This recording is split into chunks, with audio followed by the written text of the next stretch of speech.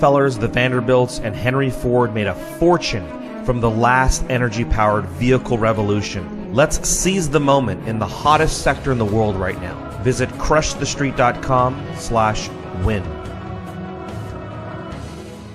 Hello, everyone, and welcome into crushthestreet.com. I'm Kenneth Amaduri, and I got a special treat for you today. Clif High is on the line. Yes, the one and only Clif High of halfpasthuman.com, the man behind the WebBot report.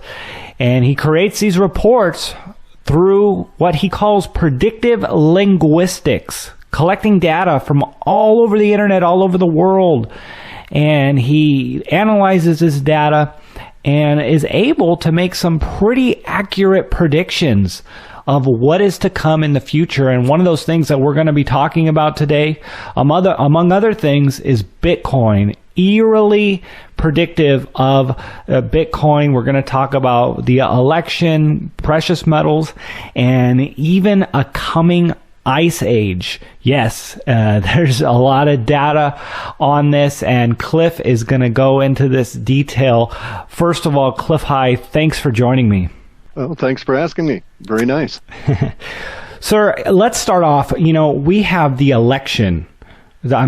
inauguration here in a couple of days, and you know, I'm just curious, what are you seeing right now with your data collection that might suggest anything that could potentially go on regarding this inauguration of Donald J. Trump? It's kind of an interesting question for us, because I get the kind of question frequently, and I was asked about whether or not we had assassination language and that sort of thing. And yes, we do, but only because it's out there and being generally discussed in an open fashion. Now, our problem with that is that my whole system works on nuance. So the language around the inauguration is all extremely emotionally intense one way or the other, with very little gray area in between. And it's the gray area where we fish around and pull out any prescient information about the future. So insofar as the language I have about assassination and all of that, I've got tons of it, but it's not meaningful within our system. Just because of what we call the propagation effect within the internet, which I'm sure you're aware of and suffer from, where you find your own videos being taken and propagated and redone years later, this sort of thing. It just keeps going and building, if you will, an information pyramid underneath you that can be very distorting to our particular view of how language forms and so on. So I don't have anything that alarms me relative to that. And what I do have, because our system is more or less batch oriented, where we gather a lot of data and then have to sit around and fish through it, like I say, and it's not a real time system in that sense. I have a view from last month of the particular time we're in now that shows all kinds of chaos, especially around the inauguration. And of course, within the chaos, there's descriptions for, buildings being closed and the sewers opened and people hurting themselves, all sorts of things. Most of it not generally meaningful to us. And then I have the data that we're working now into this coming report that shows the Trump administration attempting to deal with the chaos of actually being in office. Ergo, we can make the assumption from our data sets that at least that part of the inauguration proceeds to its expected conclusion. In spite of any other chaotic set of circumstances that may exist around it, the data shows that there's work being done by the Trump administration in this current data set within what we call immediacy data. Immediacy data is effective in our system from almost really from the time I get it, but when we write reports, I try and get it so I write a report and the stuff doesn't actually show up for 3 days. This way everybody knows we're not just easily fishing something off the internet and putting it out before you've seen it. So our immediacy data goes from 3 days out to the end of the third week, and we've got all kinds of stuff in there for, contention, strife, chaos, bad words, all this sort of stuff, all relating to Donald Trump. So, let's just say the generalized pain in the ass factor continues steady on and in fact grows. Therefore, I don't see any reason to suppose that there's any prescient language saying that anything untoward is going to happen. Makes sense? Oh, it sure does. And, obviously it's very interesting the way you do gather data and how it shows to be true in so many instances. And one area in particular that I do want to touch on is, Bitcoin. Bitcoin is super hot right now, and the webbot has been eerily accurate, pointing out the moves that we have been seeing in Bitcoin. And interestingly enough, the webbot has actually been picking up language regarding Bitcoin as early as 2005. I noticed you put that in your last report. So if you would give us a recap on what the webbot report had said about Bitcoin and how it's been right about it. And I'd like to talk about where it's going from here. Sure. Bitcoin's a weird kind of a subject, okay? Because when I first started doing this work in the early 90s, when I came up with the idea in 1993, and it firmed up in my head on the airplane ride back from the earthquake in Mexico City, where I'd been doing some consulting. That was in September, I believe, probably September 11th of that year. And I was thinking about this kind of stuff. And when I started running my first experiments, one of the things I tumbled to was the idea coming out of the early data experiments. Before I'd done anything, it was all proof of concept. And but one of the things that came out was the idea that time, it was not as I always considered it. And one of the elements of that time was the ability to be surprised, if you will, by larger themes that come out of the data when you're looking for something specific. So this continued on even into 1997 when I ran my first full-blown trial, because I'd had enough success with my proof of concept from 93 to 97, and it had taken me 4 years to write all the code. And so I run my first trial, and within all of the other stuff in there that misdirected me, because bear in mind I was setting up this system because I was going to try and game the emotional response of retail investors and get ahead of them, front run, if you will, on stock purchases. It was just something to do. I was interested in the concept and I needed a goal for it, other than just, because it had to be practical and I had to make a living off of it. So anyway, that was the idea. But so I was focused on economics to start. But one of the things that came out was that I was going to see within the next few years an invention that would be analogous to, in terms of its emotional impact on the social order, analogous to the entertainment and radio of the Depression. Now, bear in mind what happened in the Depression. Radio became the technology and started draining away resources from film. And it was eventually evolved into, its peak, which was CB radio in the 70s, which was a ubiquitous, distributed, destructive to the existing technology kind of a system.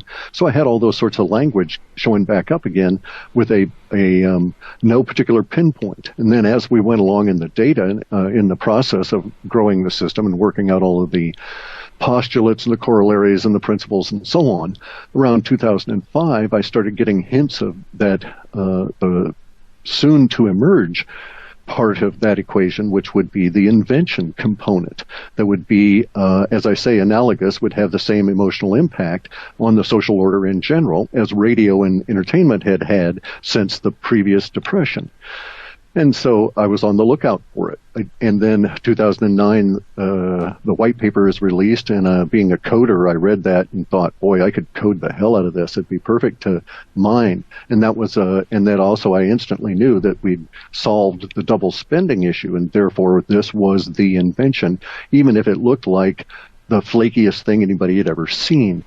You're talking about a distributed money, and in the days of radio, at least, radio sort of made sense in that it was a form of communication that people actually desired.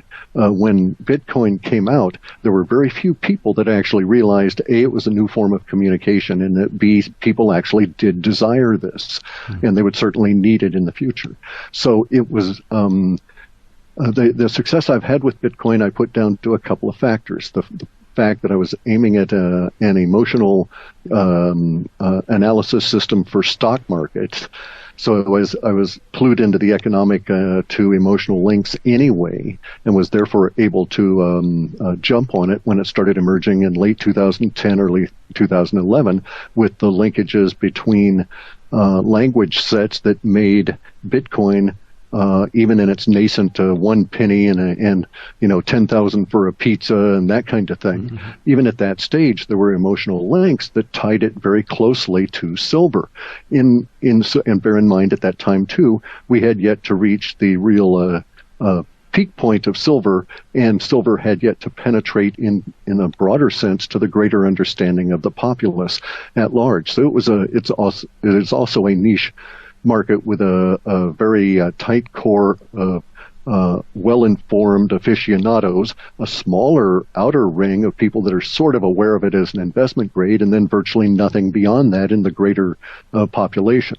Bitcoin, at least now, has moved away from that definition in these past few years and is moving towards gold in terms of its emotional equivalency within the broader understanding of the social order, our society, and the language that they hold, and the emotional values. So, and it would not surprise me in a couple of years to have Bitcoin equal to gold, no matter what the price of gold is, in a temporary state, simply because Bitcoin is emotionally now moving away from silver and has in its descriptor sets more of the language that we usually associate with gold.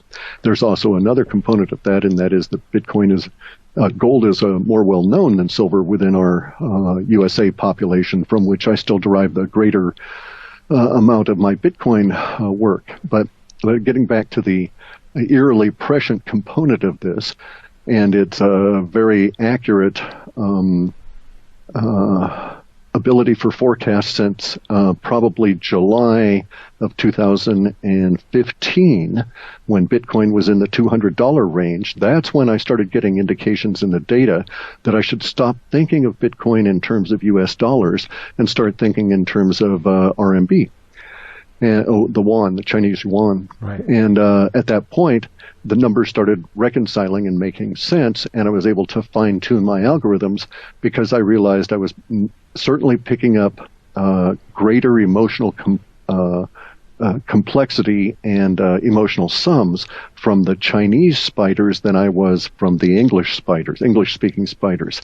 And therefore, my Chinese sampling was turning out to be the better set to deal with. Again, that sort of makes sense? Sure. So since 2015, we've essentially allowed the Chinese sets to dominate what's going on with Bitcoin. And so China is really interesting because of the way their language works and the idioms that they speak in, and their imagery. Their imagery is able to come through very easily, whereas text speak is difficult to take through in our particular system. So we get a lot of flowery kind of language that translates very easily into Chinese and gives you an emotional view that you can assign to time. And that's how we've been able to make these predictions that are accurate in the patterns and get the patterns to within a couple of months of when we think they ought to start. Well, I'd like to touch on that if you wouldn't mind. Sure. 888 was a big price target, 1088, and then off to 1488. Let's talk about some of these numbers and, what you think might happen going forward here. The data sets are showing, digits don't really come through.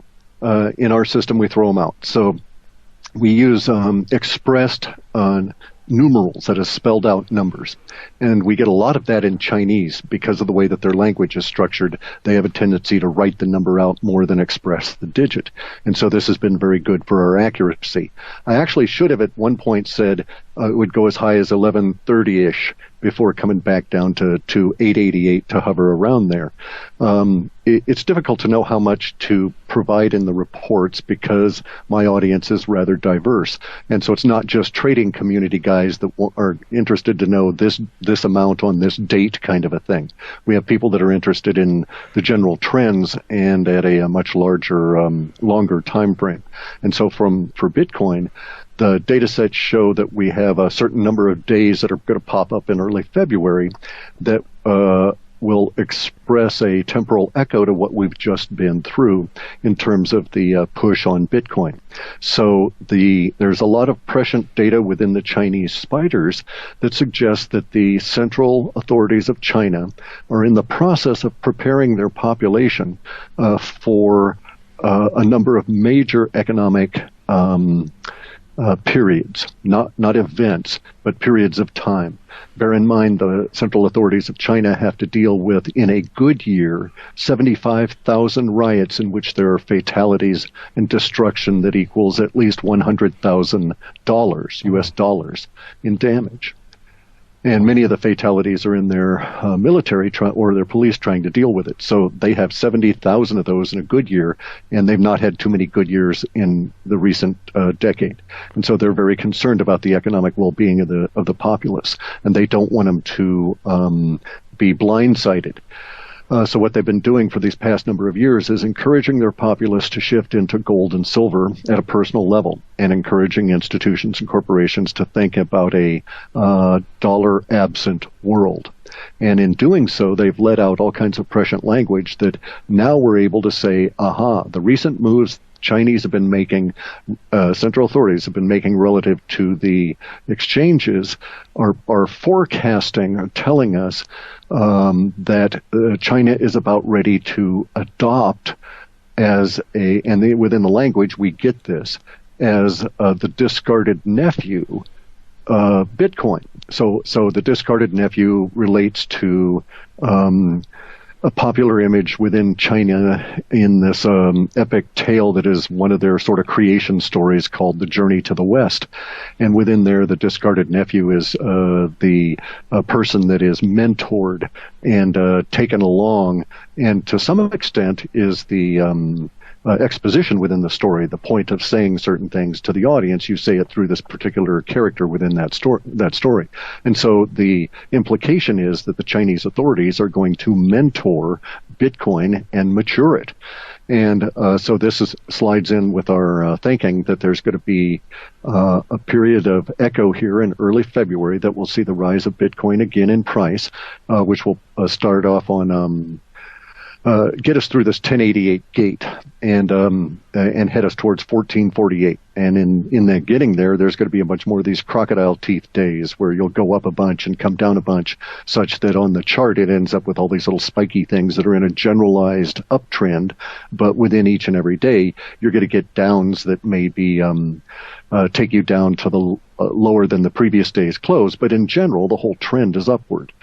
I'm not a chartist, so I really don't know the terms to explain it other than that. But the general trend upward will take us to where we're going to have these what we called strange attractors, because I have no explanation for them as to why Bitcoin should want to go from 408 to 428 three times in a particular pattern over, I think it was 4 months, and there it was done with it, and we've never seen 428 again. I have no reason to know why it behaved as it did in the 650s around 658, nor around 888. So we just call them strange attractors like the quantum physics guys do. And because for whatever reason, Bitcoin does things and hovers around there. What we're doing now, according to the data, is we're defining the word dither, D-I-T-H-E-R, which in one of its definition, you can dither around. That is to say, you can spend time in an activity, and it can be called dithering. Dither is also an interesting word because it has a technical meaning, as in like the Bayer dither or the Tompkins Hart dither, which are particular kinds of numeric algorithms for expressing things on the screen. But we're defining this word within Bitcoin, so when we leave 888 here and pass through 1088, we may bounce around 1088 for a couple of days, that sort of a deal, but likely not too long. And then we'll see the last of 1088. But I will then be able to go back, whatever day that is, and calculate the total number of days we've bounced around 888. And thereafter, for as long as it holds, I'll be able to, anytime we see the word dither applied to a particular price on Bitcoin, I'll be able to come back and say, aha, it's going to be this amount. Wow. Make sense? Well, I don't understand your system. I mean, I to a degree I do, but it is incredible the way it has been able to predict in these movements that the $400 range, $650, and then $888, and going forward here, I'm very excited. I'm very excited in general about Bitcoin and where it's going.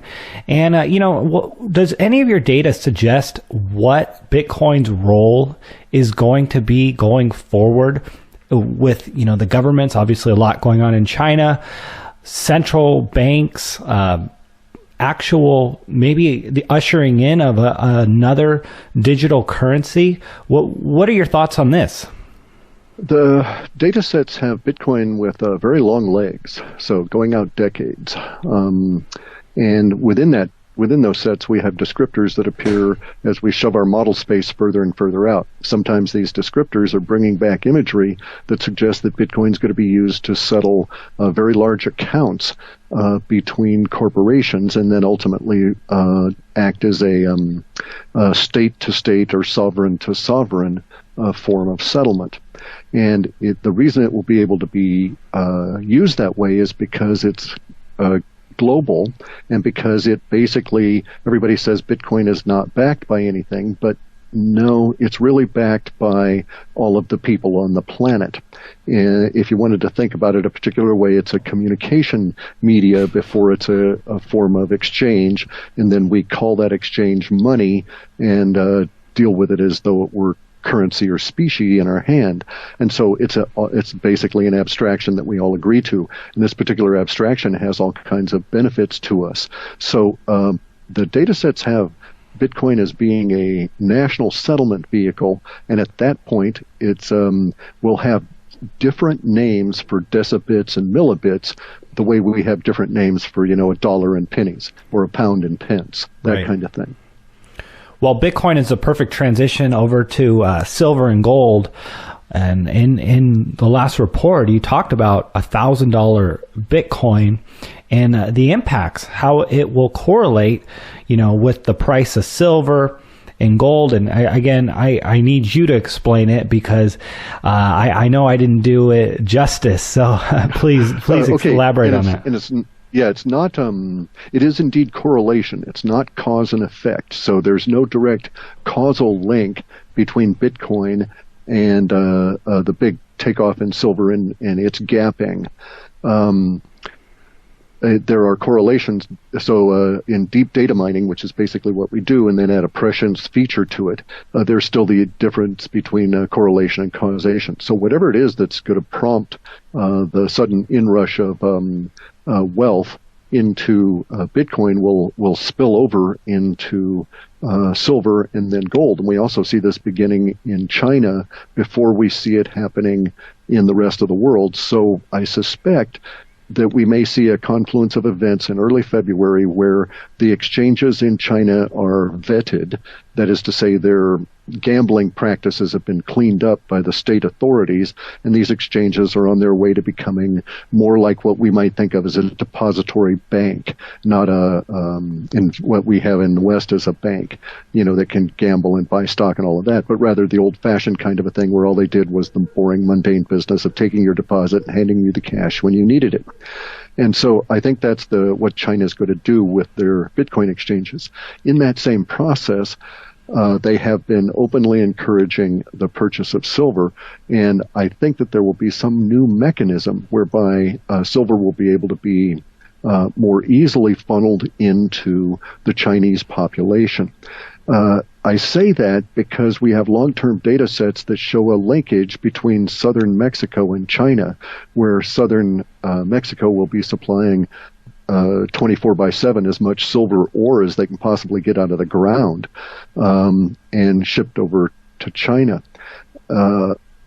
So the way it's sort of looking here is that as the Bitcoin issue no longer distracts the Chinese central authorities, it will become clear to more and more people in the know in China that, oh, hey, Bitcoin's being cleaned up. It's being given a very tacit, wink and a nod by the Chinese authorities, and we can get in early. That'll start some more impetus into that. But because the exchanges won't be able to be doing pooling anymore, won't be allowed to be doing shorting or trading of Bitcoin, and will actually have to perform actual Bitcoin transactions, this will put some additional strain on the Bitcoin network, slow things down a bit in China, and some of those funds newly liberated by the new year will turn into silver. And I say newly liberated because you have to understand that the Chinese central authorities have to allow the safety valve of a certain amount of money going out of their country. And they know that they're going to have this bleed until they change things, and they're in the process of engineering that. But the bleed is reset every year with the Chinese New Year, which I think is the 28th, starts on the 28th of this month. And so after that, everybody in the country will have the ability to have, I think, 50,000 yuan able to be located offshore. So there will be a big push for that to be converted into something to get it out of the RMB and yuan, which is being devalued as we speak against the rising dollar, just so China can think itself sort of staying a little bit competitive. And that coincides is an analysis with our forecast of these early dates in February, where certain things are going to occur relative to the price of Bitcoin along the projection that you read in that last report. We're just now able to give, through immediacy data, specific dates when certain rises are expected. And that's also going to create this, if you will, a spillover effect into silver. The impact on gold is less. There's some, but the impetus for gold is coming from a lot of different areas that seem to be more corporate. So the pressure on the gold supplies and stuff relative to what we see in our data and its price seems to be independent of the more popular move into Bitcoin and silver. Yeah, and in the last report, I mean, you're talking about $2 days, then $5 days, and $20 days in silver, and silver going to $600 per ounce, and that's pretty amazing, actually. As a silver bug, someone who has a lot of silver and owns a lot of mining shares, I mean, that's has huge implications. It does. It's going to be a really weird world as that occurs. It's going to affect everything from the price of solar panels to, silver in medicines and this kind of thing. So there's a lot of different ramifications to that. And it may actually be that what we're witnessing is a revaluation that begins in this century, in which we have basically a destruction of the past in terms of how we view things. So in the past, we've always thought of silver as gold's poor cousin.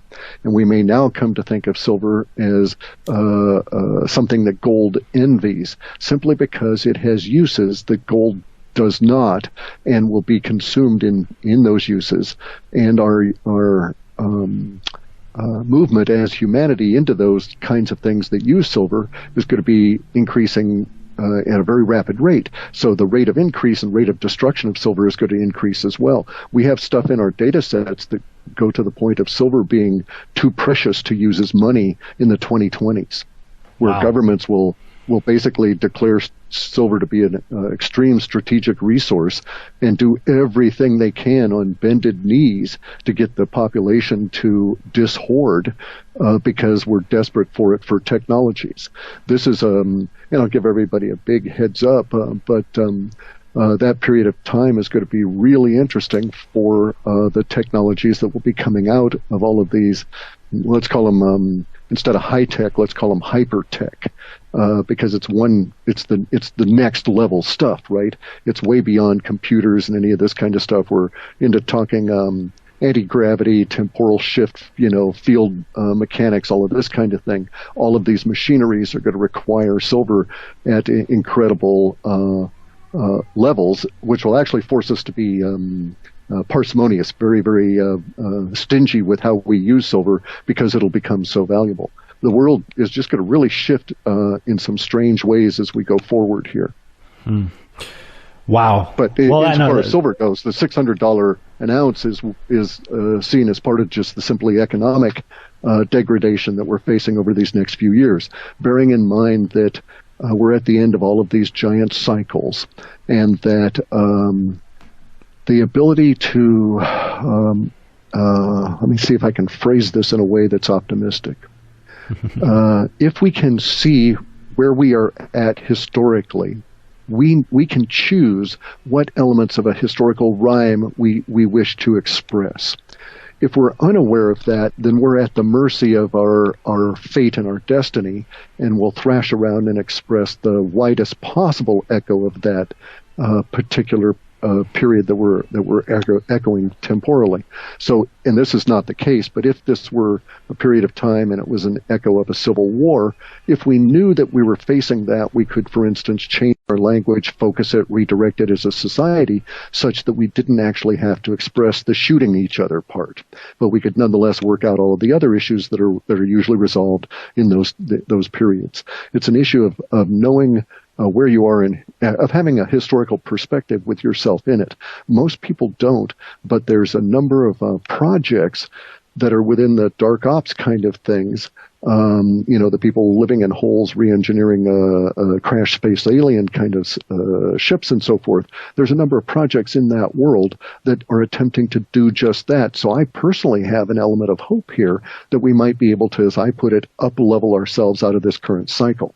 But the current cycle has everything degrading over these next 3 or 4 years within the economy that's based on the debt-based currencies. And we're seeing that now. We're seeing them push us, by them, all the people that are in Davos, and are there willingly, are pushing the rest of humanity towards this cashless vision they have. And that's not going to work.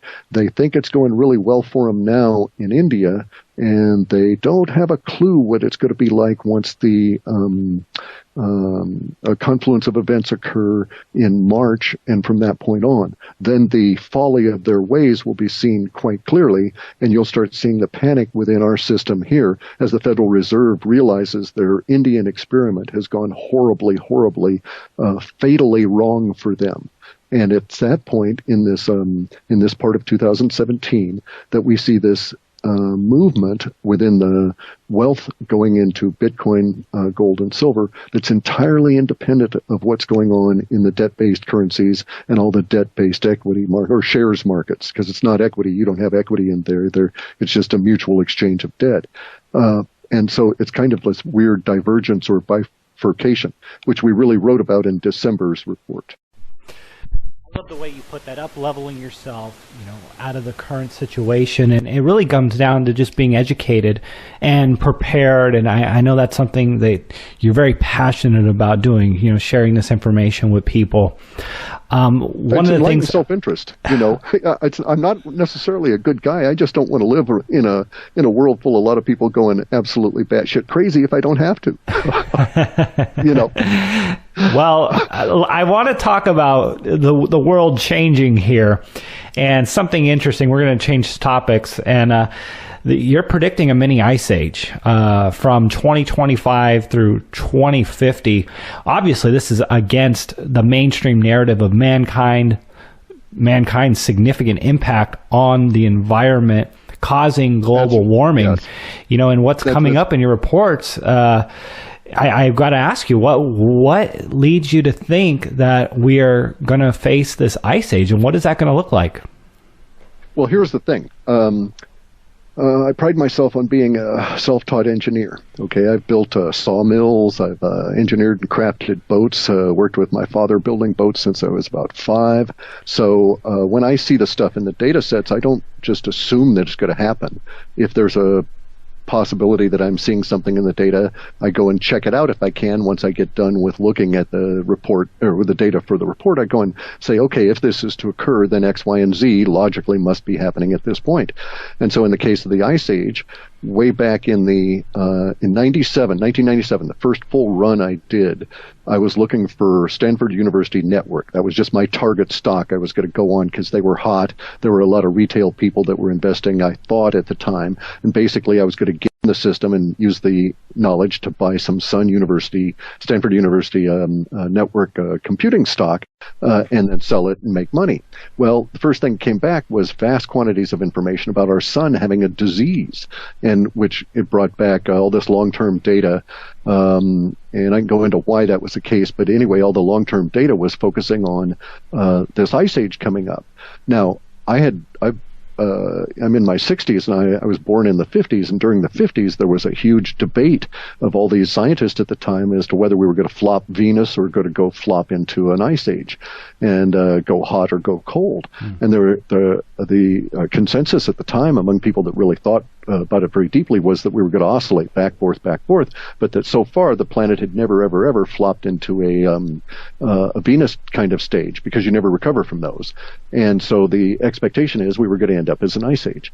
And it makes sense. If you just look at it, never in our human history never in history on this planet has it ever been in a Venus-like condition. And also, then you can go and you can look at the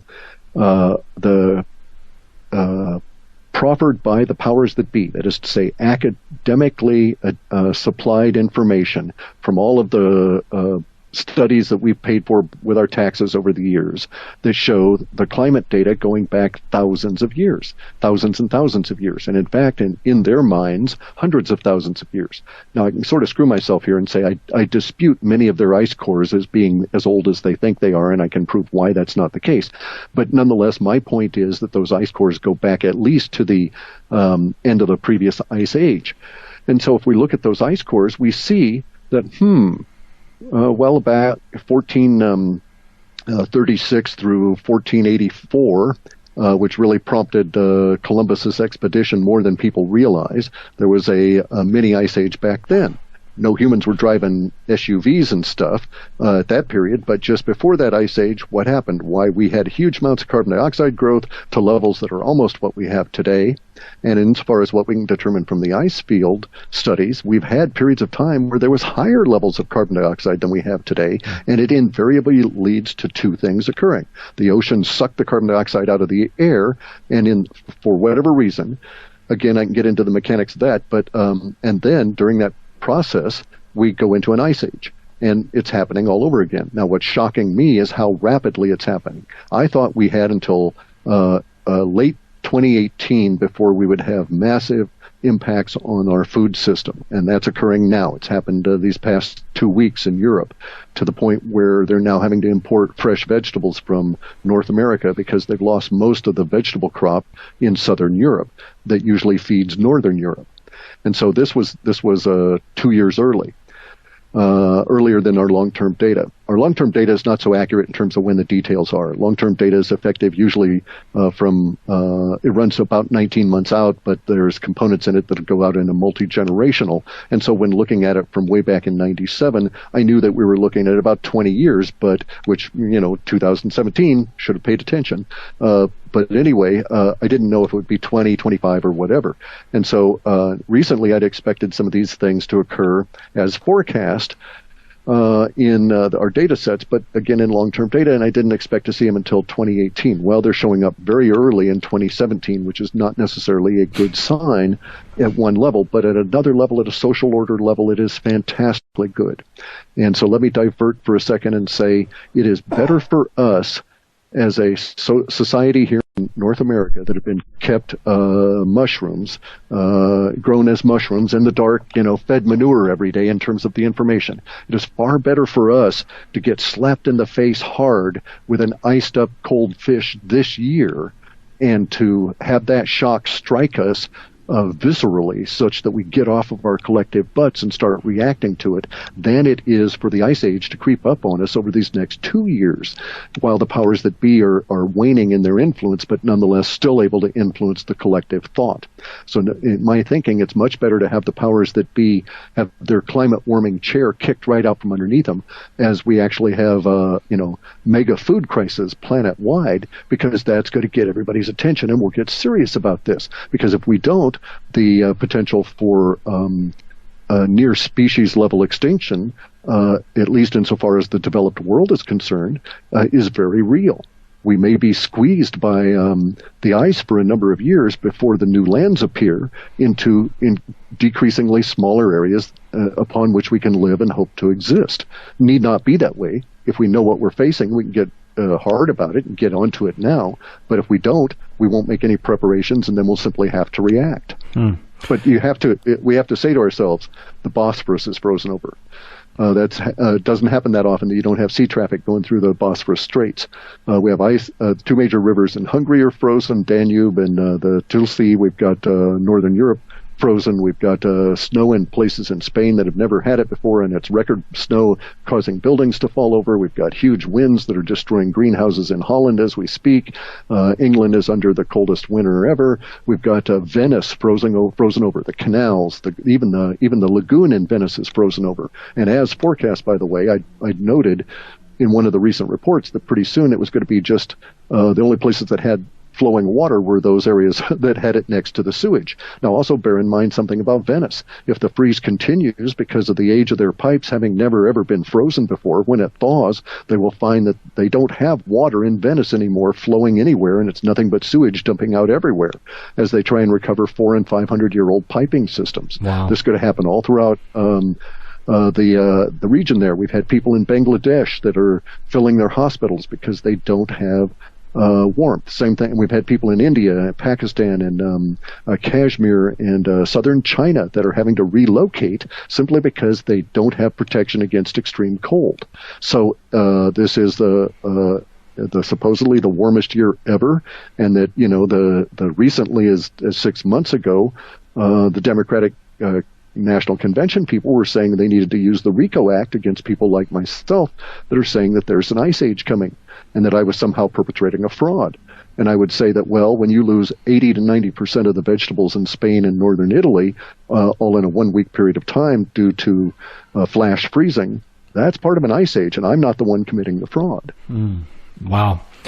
I mean, serious implications, but I mean, you make the case for it, especially what's going on in Europe and around the world. Any indications as to what we could see here in the United States in areas like California, Texas, and Florida, areas that are pretty mild in terms of cold? Year. I would say we may skate this year, but the pattern is going to change. So it's not going to be so like people in Texas are thinking, oh, okay, it's extremely warm and wet there at the moment because of the current quasi-monsoon that's dumping. And it's has been very cold and then wet up here in the Northwest. But as part of the same atmospheric river that's coming in. But the new pattern is going to be what we're seeing in Spain. And that is to say, giant atmospheric rivers, rivers in the sky is how I put it in the reports years ago, that rivers and lakes in the sky were going to come along and dump on us. And a river in the sky is different from a lake in the sky because a river might just dump on you for days and days and days and days until it's exhausted. But our problem is going to be that these rivers, except in like Tahoe and the mountains in California, they're not bringing snow. They're just going to bring water. But the pole-to-pole heat distribution that goes along with these kind of storms is such that as these giant rivers empty out over land, they will then, if you want to think about it in a sort of a simplified way, they're going to suck down cold air from the poles. And so these areas are going to freeze over. This is what's happened to Europe. First, they were flooded out, and then everything froze. So the crops and everything are ruined because there was no snow protection. Snow actually insulates strawberries and this kind of thing, right? And lettuce and spinach and all these small crops. But you get a flood in there, and then the water freezes, the roots are damaged, and that's it. So that's what we're seeing. So I suspect, just because the data has been saying that for a number of years, that would be the pattern that would hit here as well. And that we're actually going to see diaspora, the movement of people here in North America relative to weather. We're seeing it already, some of the impacts, for instance, in the Yukon, in crushed up ice, or not even crushed up ice. There's this weird situation going on now in many of the far north rivers where they're flowing ice crystals. And this is also happening in Europe. And if you stick something into that river, that's even if it's warmer, then the river temperature, the flowing ice crystals will just grab it as though it was a hand and suck it into the river. They'll freeze around it almost instantly. And so you can set a cup of hot coffee in a ceramic mug in this bit of ice, and everything freezes instantly with the hot coffee still being hot temporarily. Wow. And there's a huge giant block of ice forming around it. That's screwing up all kinds of power transmission, bridges, this sort of thing. Also in Venice, we've got the situation where the piazzas are freezing. The ice is pushing Venice isn't built on land. All the houses are built on pilings. It's starting to push the buildings and the bridges and everything apart from each other.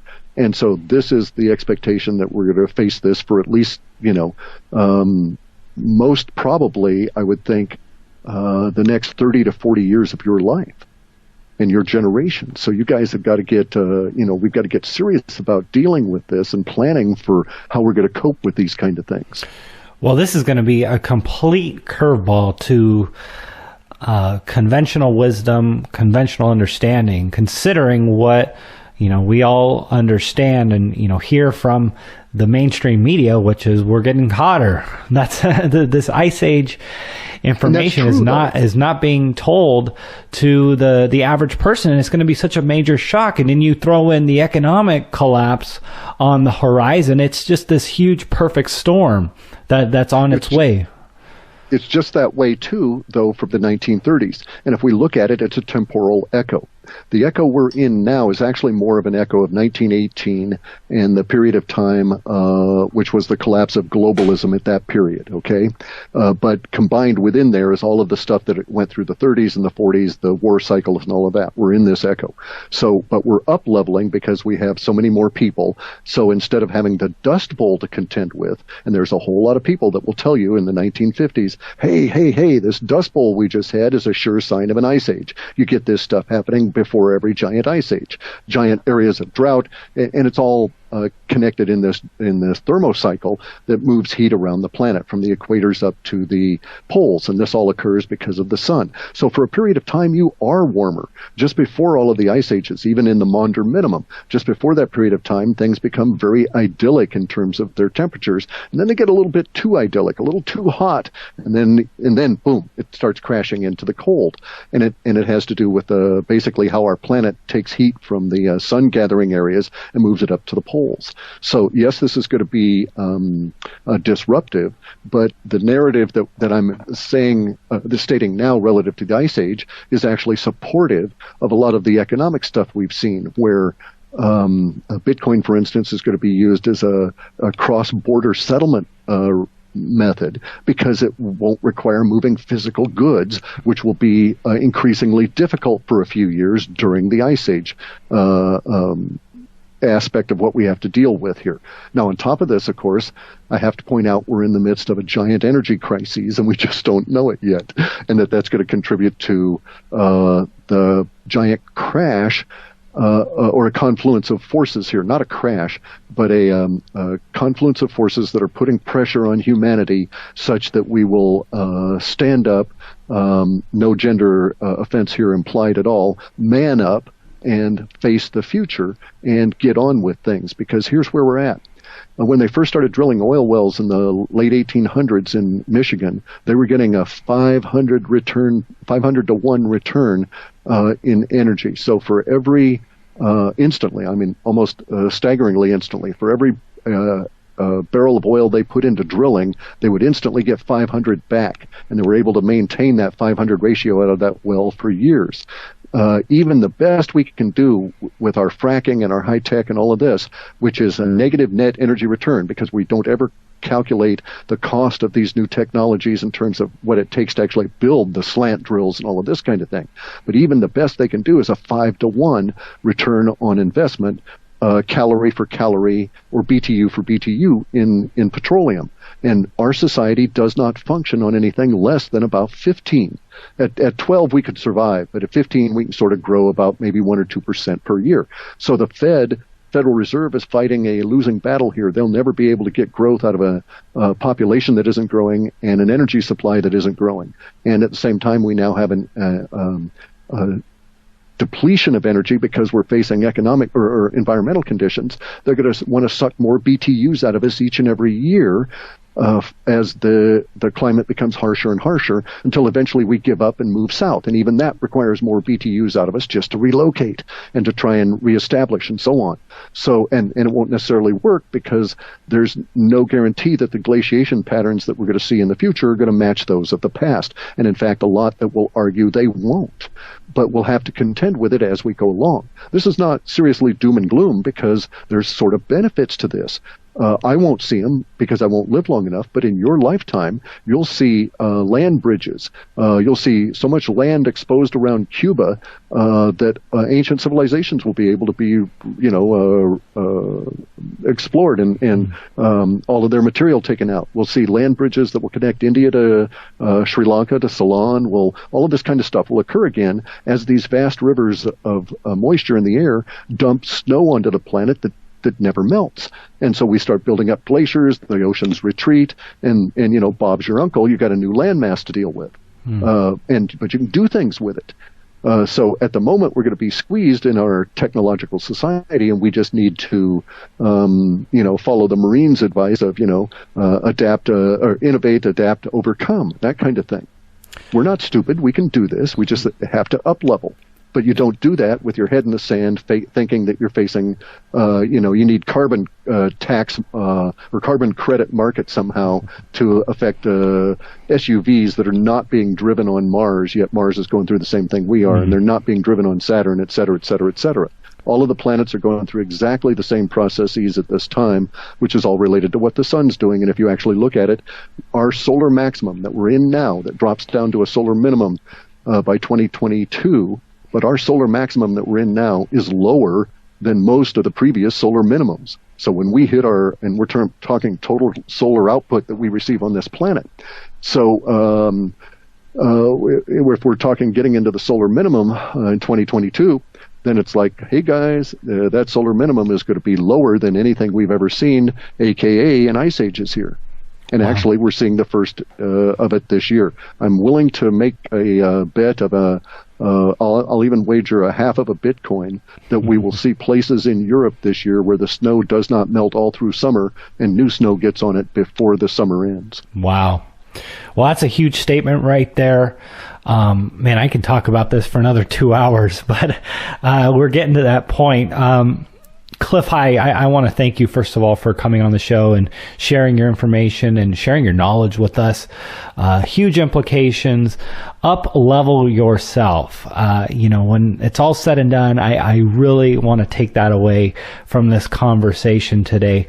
If people want to, learn more about what you do and access your reports, please let them know where they would go and a little more about what they will find. You can go to halfpasthuman.com. I sell reports there, and when I'm not too busy, I will write articles that may be pertinent to some of the breaking stories that come on out or some of the deeper memes that are involved. But it's been sparse recently because we've been very busy, mostly because there's been a huge level of release language coming out of everybody since the election period. Things have really shifted in terms of the social consciousness and how it expresses itself. So I've been trying to capitalize on that and scarf up a bunch of data. Yeah. So I've been real busy. But Half Past Human, you can pick up the reports.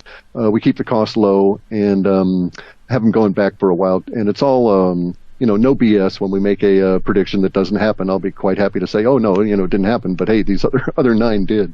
Yeah. Well, it's very, very exciting. Even though a lot of it's potentially bad for people who aren't prepared, it is very exciting to be in the know and understanding what is potentially coming and being prepared. So, Clif, thanks so much for coming on the show with me today. I really do appreciate it. Sure. Thanks for asking. It's great to get the opportunity.